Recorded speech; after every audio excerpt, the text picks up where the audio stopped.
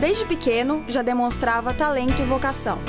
Com o tempo, o trabalho incansável o transformou em um artista de múltipla atuação. Gravador e curador, com exposições e prêmios no Brasil e exterior. Escritor e professor, procura lapidar os alunos como se fossem uma obra de arte. Uma arte que satiriza e critica as relações sociais.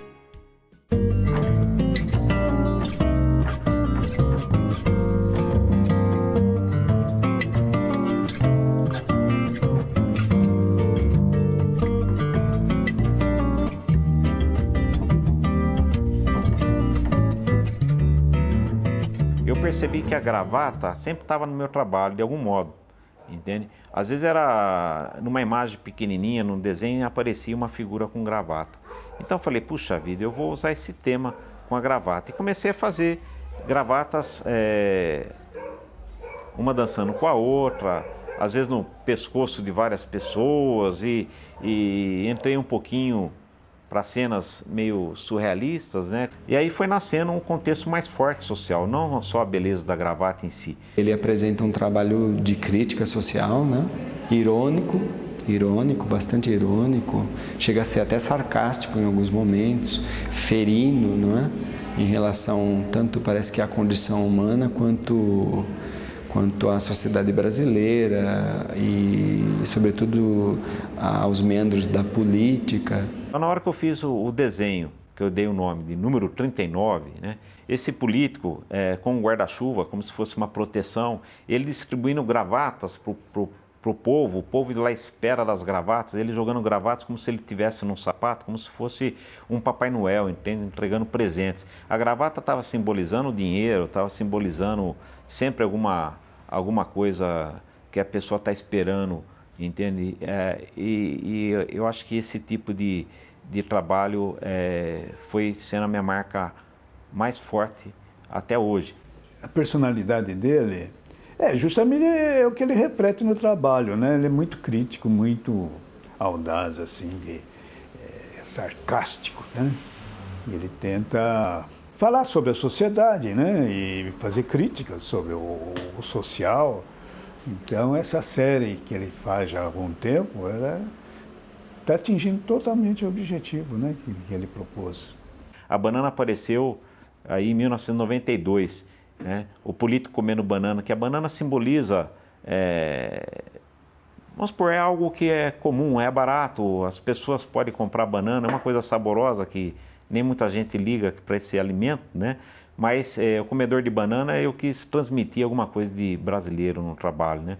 Então ele come banana enquanto o povo fica se equilibrando, desesperado, não sabe o que fazer para se manter, enquanto o comedor de banana está sossegado embaixo do guarda-chuva, se alimentando, né?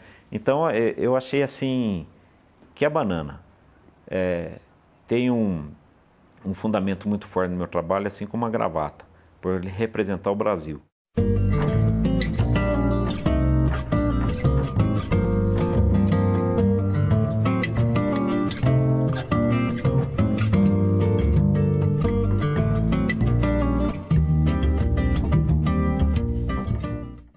Quieto, tímido, disciplinado. Era assim o garoto Paulinho. Sempre desenhou muito. No lugar de brincadeiras de criança, brincava de ser artista.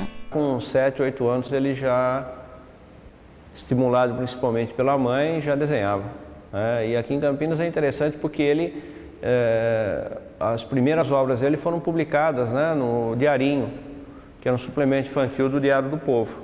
Muitas vezes até colegas passavam em casa, me chamavam para brincar, para sair, e às vezes eu estava tão empolgado com o desenho que eu não saía se eu não tivesse terminado o desenho. Começou assim, apresentado pela mãe, dizendo, olha, ele é uma pessoa que só pensa em desenhar, só quer pintar, só quer ficar...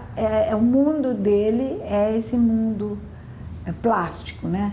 E aí ela levou para o conservatório, porque era uma das únicas escolas que trabalhava assim sistematicamente com isso. Mas aí esse menininho maravilhoso, que a gente aprendeu a gostar muito, né? Foi surpreendendo as professoras justamente nessa capacidade de desenhar, de pintar. E fui aluno do Egas Francisco, né?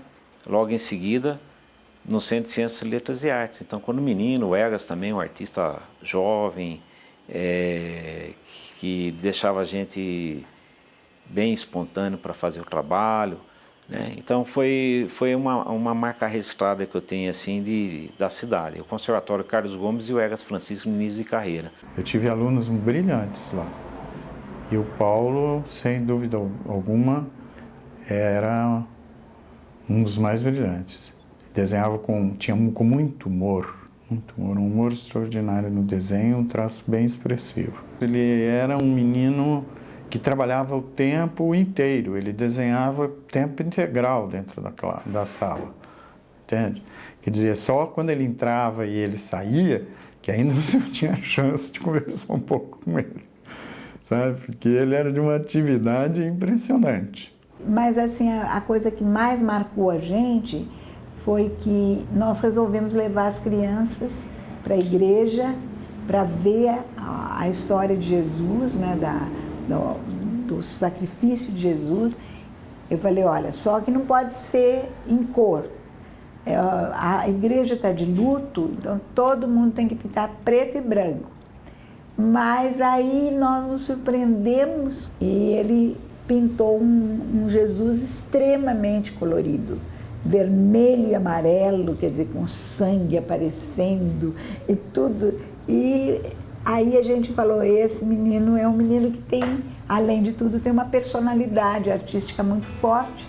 Entre outras influências, no início da carreira, Paulo teve incentivo e inspiração de artistas de Campinas, que faziam parte do Grupo Vanguarda. O Grupo Vanguarda, de certo modo, teve uma participação na minha carreira, porque eles estavam opinando diretamente sobre o meu trabalho, ou eu participava de algum evento, algum salão, onde sempre tinha um que era membro de júri. Então eu considero que realmente eu sou fruto do local. Não sinto uma influência direta no visual da minha obra com esses artistas, mas é inegável que esses artistas colaboraram demais com a arte na cidade e eu fui privilegiado por estar em Campinas. E eu acho que o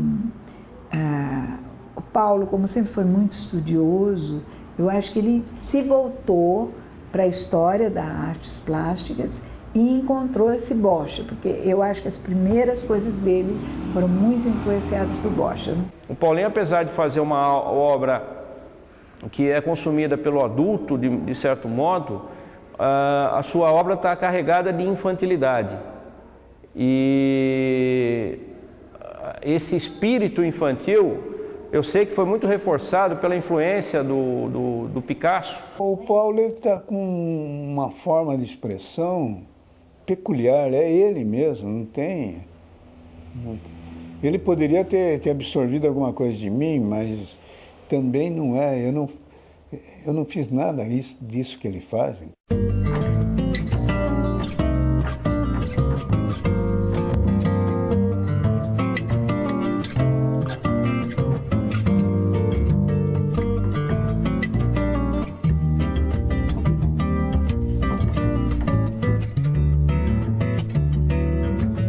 O contato que eu tive com o Paulo foi num dos salões de arte que ele participou e era considerado um menino prodígio, que realmente ele se destacou bastante no salão de adultos, né? E depois, com o passar do tempo, ele ingressou na PUC.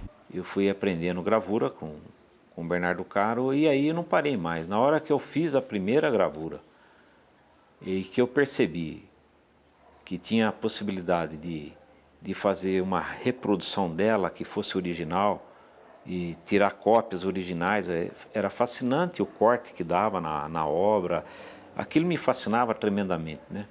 Então o Bernardo pedia para eu fazer uma gravura, pedia para toda a classe, quando eu vinha eu aparecia com mais, né? com várias obras, que eu não parava de fazer gravura. Eu entrei na PUC, né? no curso de Educação Artística, em 1976.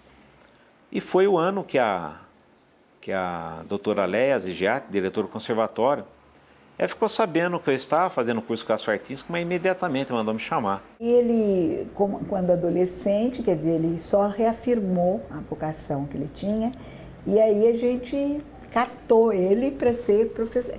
Nós o catamos assim para vir ajudar a gente na parte como professor. E como professor ele foi uma pessoa que os alunos adoravam, uma pessoa extremamente criativa.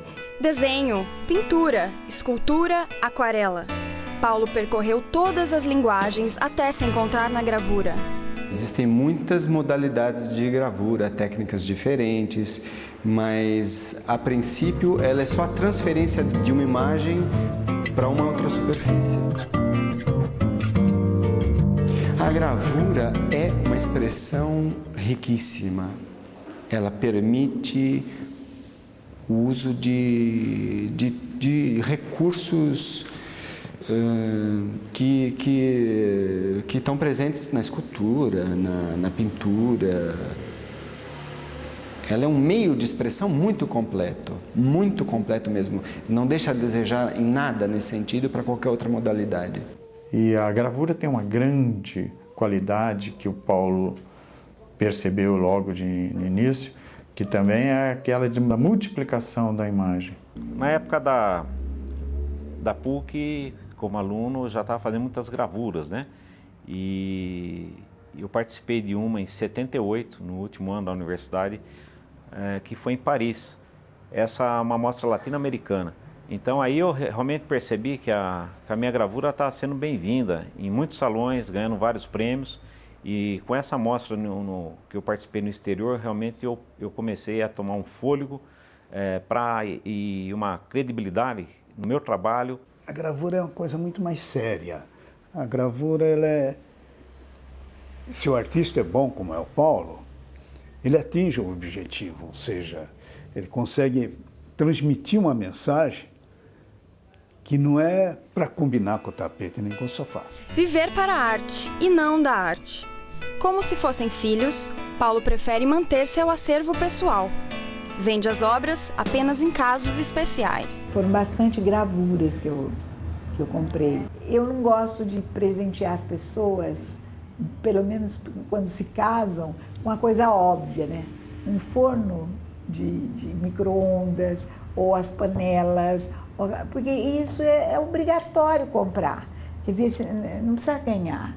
Então eu presenteio com arte porque esse é o meu métier. Ser artista, não ser egoísta. Saber fazer, saber ensinar. Dividir o prazer. São 3 livros publicados, todos voltados ao desenho infantil e ao ensino das artes plásticas. Servir de inspiração, orientar as emoções do artista que nasce ou se aprimora na sala de aula. É o que procura fazer na Faculdade de Artes Visuais da PUC Campinas, onde é professora há 27 anos. Olha, o professor Paulo é uma criatura extremamente competente, extremamente séria e muito humilde, muito simples, muito assim envolvido com o que faz, está sempre pronto a receber os alunos. E eu percebi que eu tenho a vocação para ser professor pelo seguinte motivo: quando eu vejo um trabalho de um aluno na universidade, eu consigo perceber que ele tem talento e consigo ver a riqueza disso. Então eu acho que o que me gratifica muito como professor é estar lidando com jovens que são promissores artistas, né? E de estar incentivando esse lado da carreira artística. O ano passado, principalmente, que a gente trabalhou com a gravura, e ela tem um trabalho muito pesado, porque a prensa ela é difícil de manuseio, uma prensa muito antiga. Chegamos a pegá-lo assim, transpirando, molhado de suor, porque ele mesmo tem que mexer, porque a prensa é velha, ele sabe como a coisa funciona. A intenção de Paulo Cheida Sanz em coordenar um núcleo de arte que fosse dinâmico nasceu no início da década de 90. A primeira ideia resultou em uma revista e muitos colaboradores. Cerca de 30 participantes formaram um núcleo de exposições itinerantes. Com a modernização, o museu ganhou um site dedicado à arte. Hoje, ao lado da esposa e artista plástica Celina Carvalho, Paulo vê seu sonho concretizado.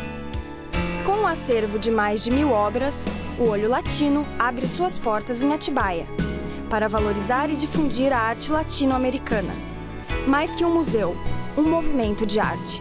O Olho Latino é uma entidade que transmite todo um potencial, uma garra de um trabalho árduo que vivenciou tempo a tempo, situação a situação e que galgou o espaço. Esse espaço que nos foi até dado por um motivo muito criativo das pessoas, por conta da Prefeitura da Estância de Atibaia, né, de nos ceder as paredes, tudo. A aparência do museu ficou concretizada, né? Mas assim, o que significa é toda uma alma, não tem como não contar, por exemplo, é o coração que bate, né? O Olho Latino, eu acho que veio num momento muito importante, não só para ele, o Paulo Scheida, como também para os artistas brasileiros, né? Porque o Paulo é um batalhador incrível, né? E eu acho que... ele merece uma sede. Enfim, nessa parte eu tenho até um pouquinho de inveja dele. Paulo Scheida Sanz recebeu 40 prêmios em salões de artes no Brasil e 3 no exterior, Portugal, Estados Unidos e França. Diretor do Olho Latino, participou como curador de aproximadamente 400 exposições nacionais e internacionais. Uma das mais importantes foi a Bienal do Esquisito, realizada pela primeira vez no ano de 2001, no Sesc Campinas. De 2 em 2 anos, artistas apresentam obras e performances, dão asas à imaginação, para questionar o conceito de normal. O melhor da gravura latino-americana também é exposto na mostra Grabados e Gravuras, que teve início em 1991. Uma exposição com gravuras de 23 artistas de 10 países latino-americanos. O Paulinho é muito focado no que faz. A vida dele gera um processo de concentração acentuada sobre o objeto da preocupação intelectual e estética dele, que é a obra de arte, de modo geral. Porém, ele transcende ao ato de pintar, de desenhar. O Paulinho é um curador, ele também é um gestor da produção artística e da exposição artística. E isso o faz generoso, porque ele não tem uma relação egoísta com a produção artística, ele não se volta para si apenas. Ele consegue transmitir essa preocupação para estimular os outros a participarem da exposição, das exposições, da revelação da obra para o público, né? Com uma vida dedicada à arte, conhecimentos partilhados e muito trabalho, em 2006 se tornou membro da Academia Campineira de Letras e Artes. Foi homenageado com a cadeira de número 14. Eu considero muito importante ter sido aceito na academia, né? E ainda ter o patrono simbólico, que é o grande artista Lazar Segal, que, por uma coincidência muito grande, ele foi um dos pioneiros da gravura também, sendo que ele também foi o precursor da arte moderna no Brasil.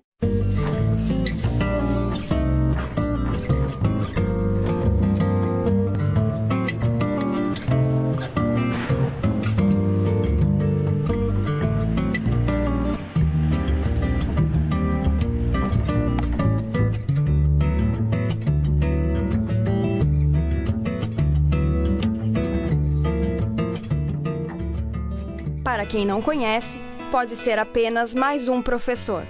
Para quem desconhece a extensão de sua obra, apenas mais um artista. Para aqueles que o conhecem muito, este é Paulo Scheida Sanz, traduzido em poucas palavras. O Paulinho é um sujeito, no que faz, e pela história de vida, altamente complexo. Ele não é um sujeito que pode ser reduzido a uma palavra. Um bom afilhado. Competência. Companheiro. Inesperado. Eu acho que o que define o Paulo, na verdade, é o trabalho dele mesmo. Essa é a definição do Paulo. Ele se define naquilo que ele faz.